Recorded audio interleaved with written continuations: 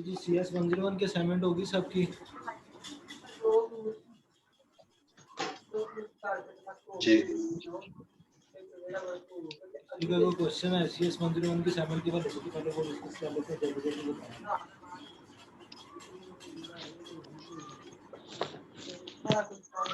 होना आता बोलना।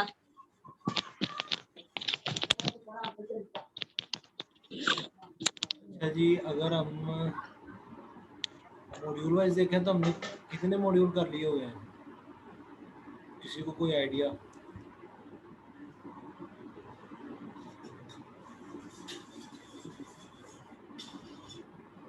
मैं आपकी ज़रा हैंडआउट चेक कर लूँ कि हम कहाँ तक पहुँचे हैं और स्पीड कितनी करनी है, क्योंकि आगे आपका फिर 19 तारीख को आपका पेपर है।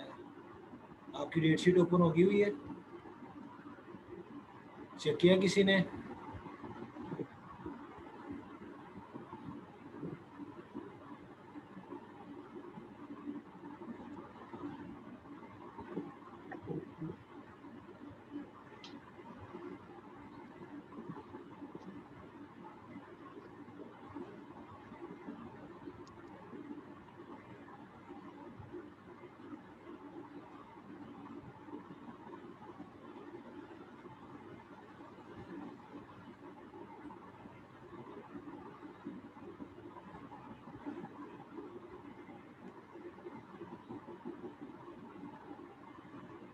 अच्छा, ये मॉड्यूल 27 है आपका, फ्लोटिंग पॉइंट नोटेशन। ये आज हम करते हैं। मैं अगर आगे भी देखूँ, आगे क्या है,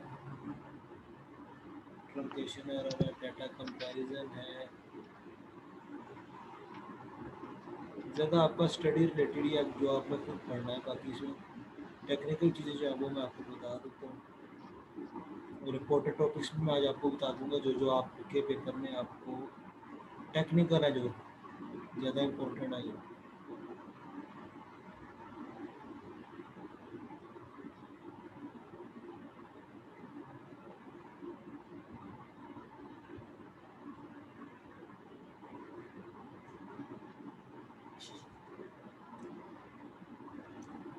अच्छा जी, मॉड्यूल 50 तक ज़्यादातर जो आपका वो आपका थ्योरी है। आवाज़ आ रही है ना सबको मेरी?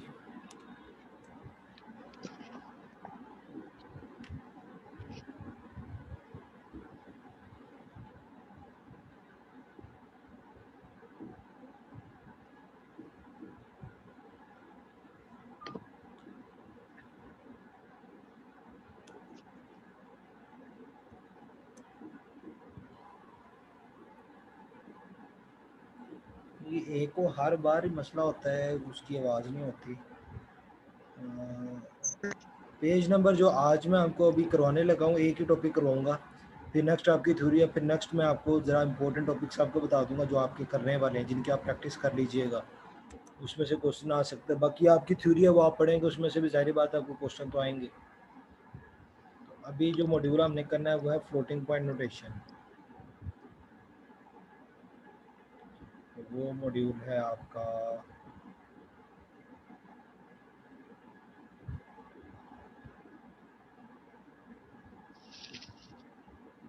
Page number 70, module number 27।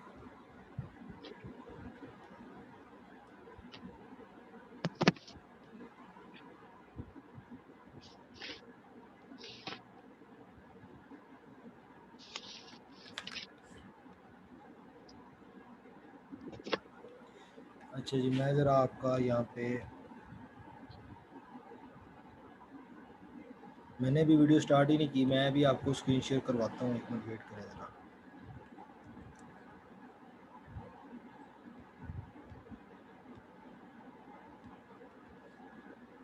अभी असाइनमेंट के अंदर आपको एक क्वेश्चन आया था जिसको हमने लिखा था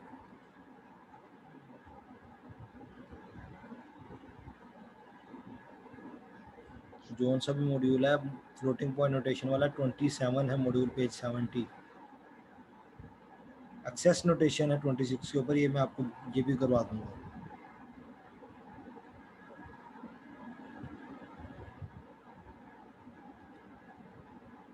फिलहाल आप फ्लोटिंग पॉइंट, ये ज़रा मुश्किल है और ज़रा ट्रिकी है। अभी लास्ट हमने असाइनमेंट के अंदर एक क्वेश्चन किया था जिसमें हमने इसको सोल्व किया था। इसका आपके पास जहाँ तक मुझे याद है आंसर आपका इसका कुछ इस तरह का आंसर आया था।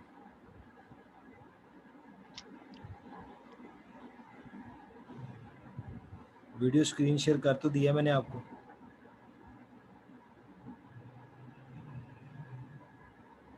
मैंने स्क्रीन शेयर कर दिया है, जिसके ऊपर वर्ड की फाइल है, जिसके ऊपर मैं टेक्स्ट लिख रहा हूँ। अच्छा जी, अगर आपके पास इस तरह के नोटेशन हो, या सपोज करते हैं हमारे पास एक वैल्यू है 000.1001 या 001, सॉरी यहाँ पे लिखते हैं 001 00.1।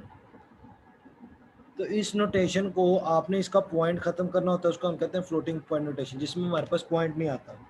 आपने साइंस के अंदर लिखा, ये पढ़ा होगा मैथमेटिक्स के अंदर जब आप क्वेश्चन करते हैं,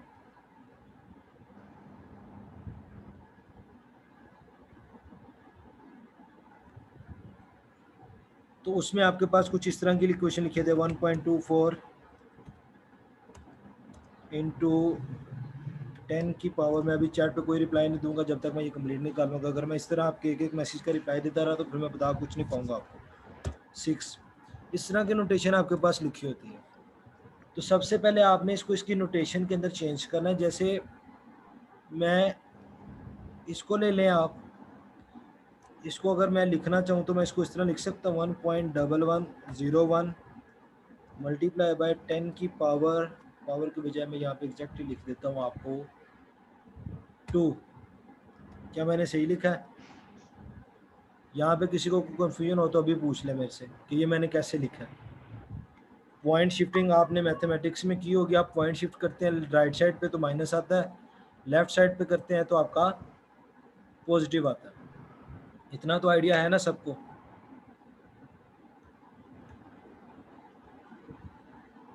जब क्वेश्चन पूछना हो, मैं जब बता रहा हूँ तो अपना माइक अनम्यूट करके किया कीजिए, चैट पे मत जाया कीजिए। जब मैं कहूँ चैट पे बताएं तो फिर चैट पे बताइएगा।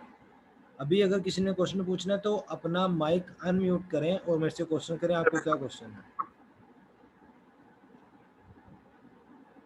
अच्छा जी, अगर तो आपको ये समझ नहीं आई तो ये पॉइंट अगर मैं यहाँ पे एक शिफ्ट करता हूँ, इसको मैं 11.101 लिखूँ अगर, तो इसका मतलब है मैंने एक पॉइंट शिफ्ट किया, इसलिए 10 की पावर 1 हो जाता है। अगर यही पॉइंट मैं यहाँ से मज़ीद यहाँ पे शिफ्ट करता हूँ तो इसका मतलब है मैंने 2 डिजिट्स जो है वो पॉइंट अपना मूव किया है। यही अगर मैं राइट साइड की तरफ मूव करता हूँ तो इसमें हमारा नेगेटिव साइन आ जाएगा। ठीक है, एक क्वेश्चन मैं आपको पॉजिटिव में करवा देता हूँ, एक यही मैं आपको नेगेटिव में करवा दूंगा। अच्छा जी, अब यहाँ पर आपके पास एक फार्मूला होता है जिसमें आपके पास एक एक्सपोनेंट होता है, एक आपके पास बेस होती है जिसको हम रेडिक्स पॉइंट भी कहते हैं, और एक आपके पास मेंटिसा होता है।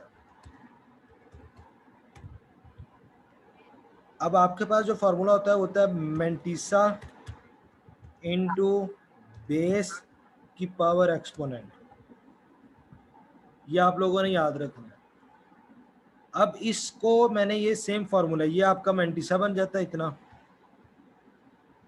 ये 1 पॉइंट ये यहाँ तक, इसमें ये 10 की पावर शामिल नहीं होता, यहाँ से स्टार्ट होता है, ये आपका मेंटिसा हो जाता है ये सारा, और ये 1.1101 बेस आपकी 10 आ जाती है, एक्सपोनेंट आपका 2 आ जाता है। अब फ्लोटिंग पॉइंट नोटेशन में होता क्या, आपके पास कुछ इस तरह मेमोरी सेल होते हैं।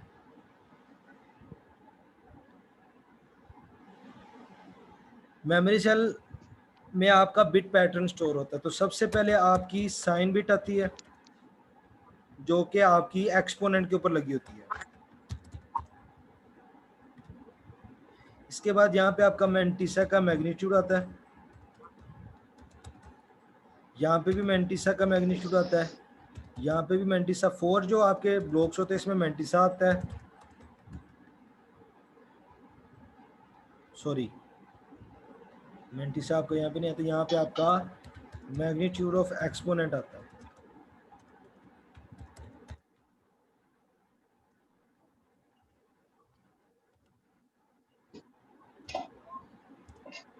यहाँ पे आपका मेंटिसा का आता है।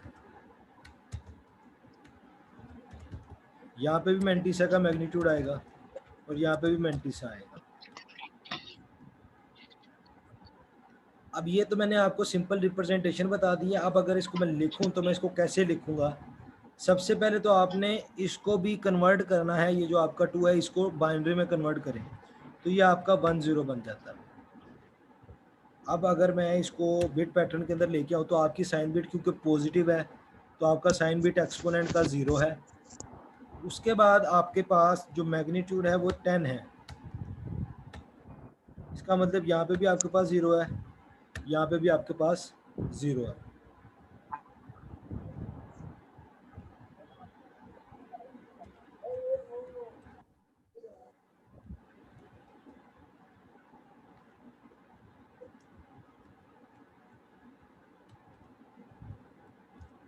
ये करेक्शन भी मैं साथ साथ करता जा रहा हूँ।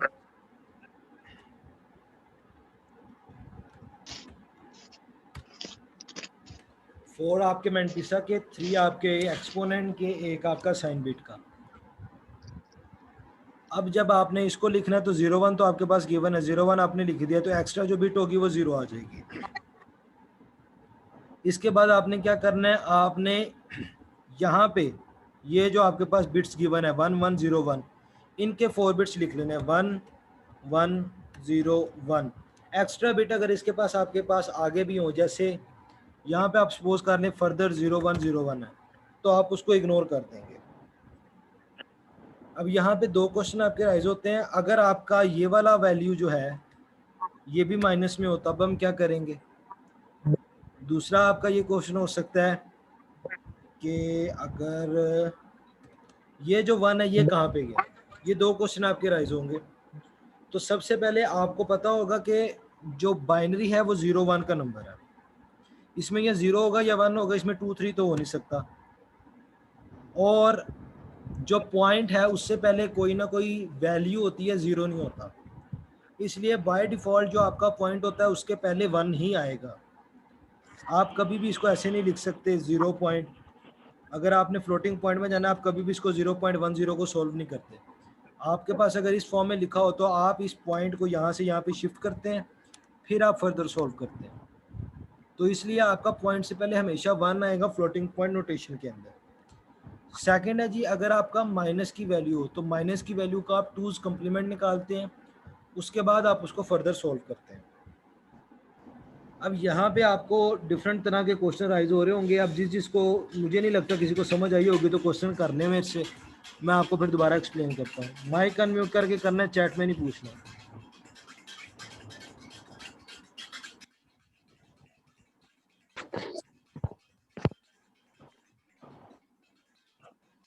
सारों को समझ आ गई है? नहीं सर। तो पूछें, पूछते क्यों नहीं है? आपके पास एक वैल्यू सर एक गिवन दफा है, दोबारा शुरू से एक्सप्लेन कर दें। आपके पास एक वैल्यू गिवन है, जिस तरह आपके पास पॉइंट में वैल्यू होती है, इसको हम फ्लोटिंग पॉइंट कहते हैं। बाइनरी के अंदर फ्लोटिंग पॉइंट नोटेशन लिखने का एक और तरीकाकार होता है जिसके अंदर हम पॉइंट को नहीं लिखते, एक बाइनरी वैल्यू पूरी बना के एक बाइट लिख देते हैं। एक बाइट आपकी कंसिस्ट करती है 8 बिट्स के ऊपर, जो कि ये मैंने आपको बना के दिखा दिया, ये आपके 8 बिट्स हैं। अब इस 8 बिट के अंदर सबसे पहले आपके पास साइन बिट होती है जो कि एक्सपोनेंट का साइन होता है। नेक्स्ट 3 जो होते हैं वो आपके एक्सपोनेंट का मैग्नीट्यूड होता है, यानी कि एक्सपोनेंट जो भी आपका है उसकी बाइनरी वैल्यू। देन आपके पास क्या होता है, मैंटिसा वैल्यू होती है। अब ये हमने फाइंड कैसे करनी है? ये आपके पास एक्सपोनेंट है, ये आपके पास बेस है जिसको आप रेडिक्स पॉइंट कह लें, इसको आपने इग्नोर करना होता है, इसको आपने कहीं पे भी लिखना नहीं होता। देन ये आपके पास जो वैल्यू होती है ये वाली, ये आपका मैंटिसा कहलाता है, इसमें ये 1 फर्दर भी इंक्लूडेड है। लिखने का तरीकाकार ये है कि अगर आपका यहाँ पे पॉजिटिव है तो यहाँ पे 0 आ जाएगा, नेगेटिव है तो 1 आ जाएगा, ठीक है। नेक्स्ट आपका यहाँ पे जो भी बाइनरी वैल्यू आएगी, अगर 10 आती है तो आप 01 लिख लें, और ये वाले जो एक्स्ट्रा बिट होगी उसको आप 0 से कंप्लीट कर देंगे। अगर सपोज करें यहाँ पे 10 के बजाय ओनली 1 हो तो हम यहाँ पे 0 कर देंगे, यहाँ पर हम 1 कर देंगे। नेक्स्ट आपने क्या करना है, मेंटिसा की वैल्यू, ये वाले जो फर्स्ट 4 डिजिट्स हैं ये आपने यहाँ पे लिख लेना है। नेक्स्ट डिजिट्स जितने भी हैं आपके, आपने इनको इग्नोर कर देना है। और बाय डिफ़ॉल्ट आपकी वैल्यू किसी ऑथेंटिक नंबर के बाद पॉइंट शुरू होता है, 0 के बाद पॉइंट शुरू नहीं होता मैथमेटिक्स के अंदर, इसलिए बाय डिफ़ॉल्ट आपका 1 स्टार्ट के अंदर आ जाएगा जब आप उसको रिवर्स करते हैं। अब अगर किसी को समझ नहीं लगी तो वो पूछ सकता है।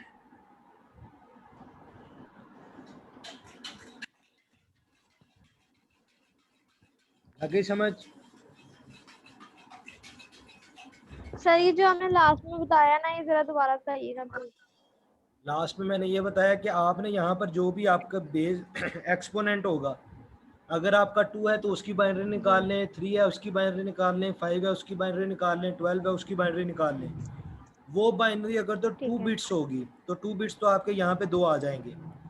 थर्ड बिट अगर आपके पास नहीं आती तो आप उसको 0 लगा देंगे, अगर तो आपके पास थर्ड बिट आ जाती है तो वेल एंड गुड, आप थर्ड बिट लगा लेंगे। ठीक है। इसके बाद यहाँ पर जो है ये आपकी साइन बिट है। अगर आपका ये एक्सपोनेंट पॉजिटिव है, पॉजिटिव इन सेंस आपने पॉइंट इस साइड पे शिफ्ट किया है, इस साइड पे। जी। अगर आपने पॉइंट इस साइड पे शिफ्ट किया है तो आपका नेगेटिव होगा।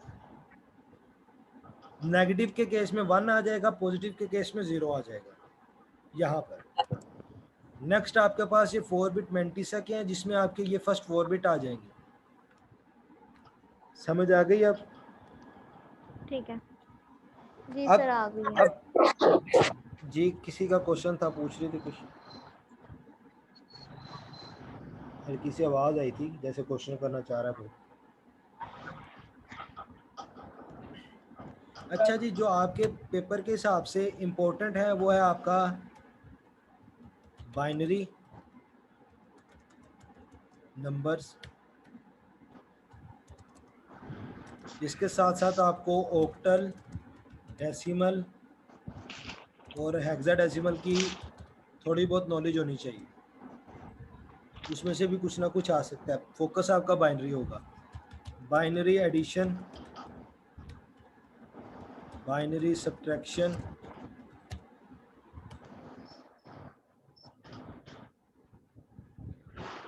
Binary subtraction. इसके बाद आपके गेट्स जो हैं, गेट्स में आपका है एंड गेट, नॉट गेट, और गेट, एक्स और गेट।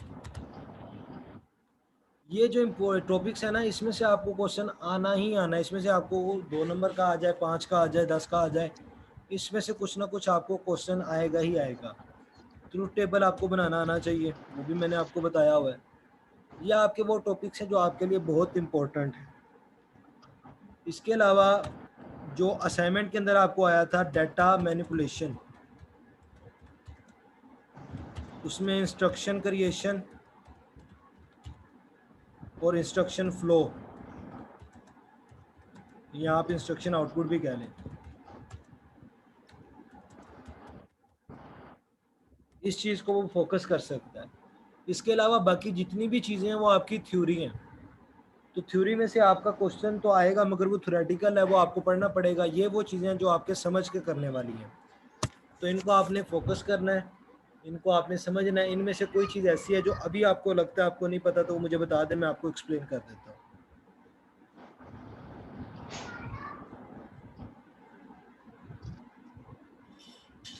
आप क्वेश्चन नहीं करते, क्वेश्चन नहीं करेंगे तो आपको पता कैसे चलेगा मैं क्या बता रहा हूँ क्या नहीं बता रहा।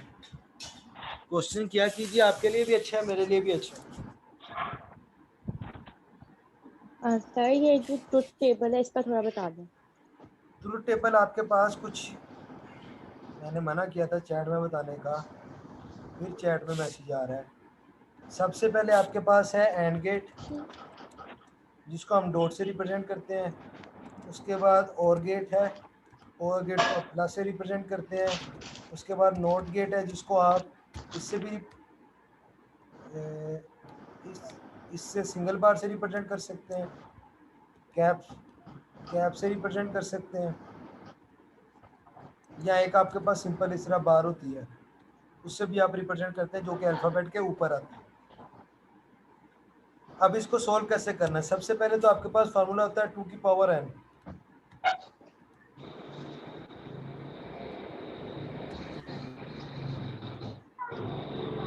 आपके पास जितने भी वेरिएबल गिवन है आपको स्टेटमेंट आ सकती है, ट्रूथ टेबल बनाएं a plus B dot C का, इस तरह लिखा हुआ आ सकता है।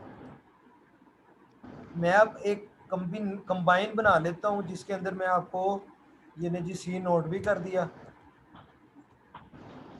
और इसको मैं एक्स और का साइन जो होता है वो प्लस के इर्द गिर्द सर्कल होता है, वो मैं अब लिख नहीं सकता, इसलिए मैं क्या करता हूँ एक्स और सिंपली लिख लेता हूँ। अदरवाइज आपका इस तरह प्लस लगा होगा, इसके गिर्द सर्कल होगा, और मैं कर लेता हूँ इसको ए डॉट सी के साथ। ये आपकी स्टेटमेंट बन जाती है। कहा जाता है जी इसका आप ट्रूथ टेबल बनाएं, तो इसका मैं ट्रूथ टेबल बना के बता रहा हूँ, इसके अंदर आपके तीनों गेट भी एक्सप्लेन हो जाएंगे। ट्रूथ टेबल बनाने के लिए सबसे पहले आपके पास फॉर्मूला 2 की power n, n is the number of variable. यहाँ पे आप चेक करें आपके पास वेरिएबल कितने हैं, 1 2 3, तो 2 की पावर 3 आपके पास क्या आता है, 8। तो यहाँ पे आप क्या करेंगे, मैं ट्रूथ टेबल बना लेता हूँ कुछ ऐसा। यहाँ पे मैं रख लेता हूँ ए बी सी। नेक्स्ट मुझे क्या चाहिए, ए प्लस बी जो कि आपका एंड गेट है। फिर ए प्लस बी को अगर मैं रिप्रेजेंट कर लेता हूँ for the time being Z, तो नेक्स्ट आपका क्योंकि ए प्लस बी हो चुका होगा यहाँ पर, तो मैं जेड डॉट सी करवा सकता हूँ। नेक्स्ट आपका हो जाएगा, सॉरी जेड डॉट सी नहीं अभी करवाना, यहाँ पे मैं ए डॉट सी करवा लेता हूँ। नेक्स्ट आपको क्या चाहिए, कॉलम है, आप इनको आगे पीछे कर सकते हैं। एक चीज़ यहाँ पे आप नोट कर लें, क्योंकि आपका ये नोट गेट है तो नोट गेट भी आपने सॉल्व करना है, तो यहाँ पे हम सी नोट लिख लेते हैं। अब ए डॉट सी हो जाएगा आपके पास, जेड डॉट सी नोट हो जाएगा। उसके बाद आपकी जो कंप्लीट इंस्ट्रक्शन है इसका एक फाइनल आंसर यहाँ पे आ जाएगा। ये वाला कॉलम मुझे चाहिए नहीं है तो इसको मैं डिलीट कर लेता हूँ, और अब ज़रा ये आपका सी लिखा जाएगा।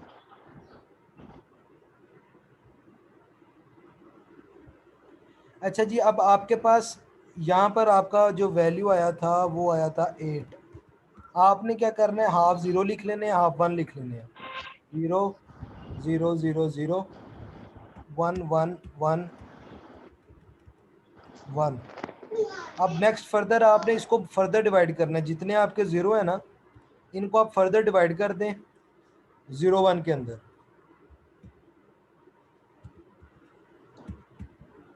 फिर फर्दर डिवीजन कर दें।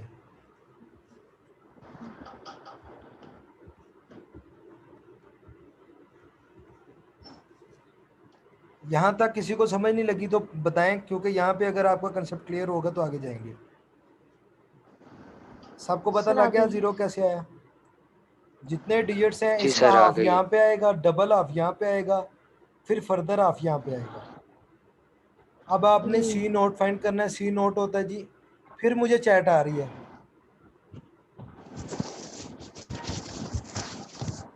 अब आपने क्या करना है, सी नोट फाइंड करना है। सी आपका ये वाला कॉलम है। सिंपली सी नोट क्या करता है, आपका रेसिप्रोकल होता है, 0 की जगह 1, 1 की जगह 0,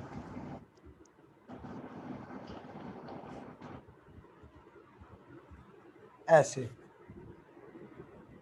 इसके बाद आपने क्या करना है जी, एंड गेट, ओ सॉरी और गेट ऑपरेट करना है।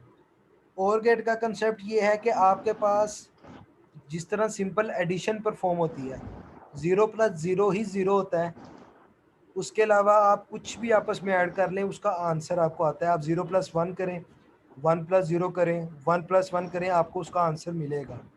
तो जहाँ पे आपको उसका आंसर मिलेगा वहाँ पे 1 आएगा, जहाँ पे आंसर नहीं मिलेगा वहाँ पे 0 आएगा। अब आपने इन दो कॉलम्स को देखना है। सबसे पहले a प्लस बी 0 0 0 0 का आंसर आपको 0 ही मिलता है तो 0 आएगा। फिर फर्दर 0 0 है तो आपको 0 आएगा।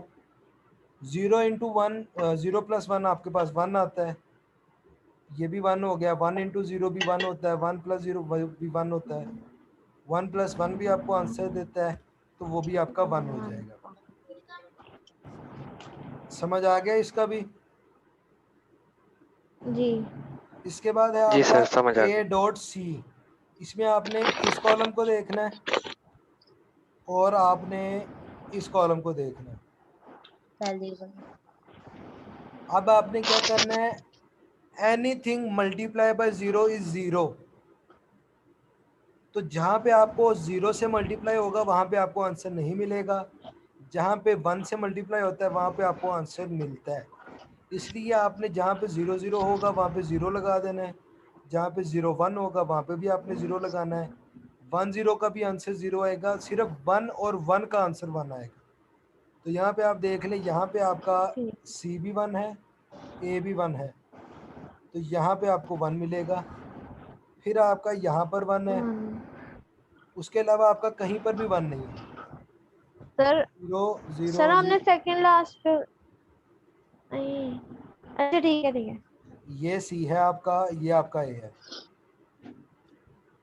नेक्स्ट अब आपने क्या करना है, Z इंटू C नोट। ये आपका Z कॉलम बनाया मैंने, ये आपका C नोट बनाया, ये वाला। अब आपने इन दोनों को देखना है, इनको आपस में देखना है।